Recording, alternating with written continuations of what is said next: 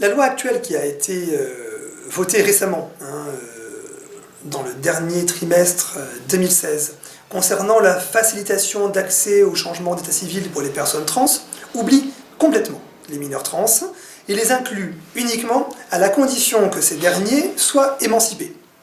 On est donc sur une frange statistique concernant la population des mineurs trans excessivement faible, excessivement réduite face à l'ampleur de la demande de prise en charge, de prise en compte également de ces jeunes trans, mais aussi de leur entourage, que ce soit un entourage institutionnel, familial ou amical. La non prise en compte politique de ces questions est conjointe à la non prise en compte psychiatrique de ces questions. Nous sommes donc, concernant les mineurs trans, face à une double invisibilisation, une invisibilisation politique et une invisibilisation psychiatrique, ce qui fait que dans la vie concrète des gens, les résolutions ne sont que de l'ordre du bricolage. Bricoler l'accès aux hormones, bricoler le consentement face aux médecins, bricoler également le bien-vivre au sein de la cellule familiale.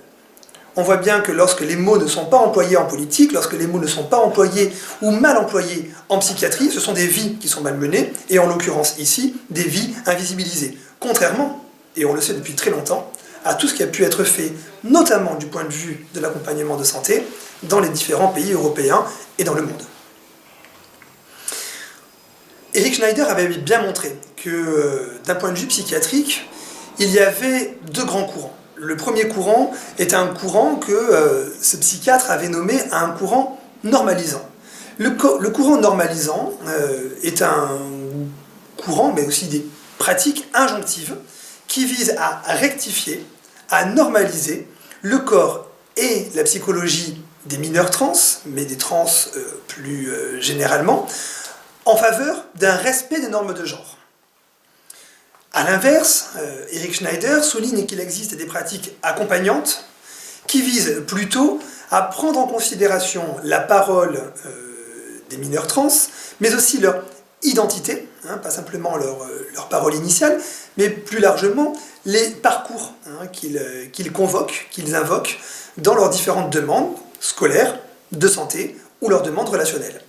On le sait, notamment sur la question de la santé, mais aussi sur la question de l'école, la pratique accompagnante est beaucoup plus favorable aux mineurs trans que la pratique non acceptante, psychiatrisante. Quelques exemples, le risque de suicide et les pratiques à risque des mineurs trans en contexte d'accompagnement sain, bienveillant, sont diminués. La participation scolaire des mineurs trans en régime d'accompagnement consenti, bienveillant est maximisée. Du point de vue institutionnel, comme du point de vue familial, comme du point de vue professionnel, ou bien du point de vue de la santé, c'est donc cette optique qu'il semblerait plutôt devoir être mise en avant.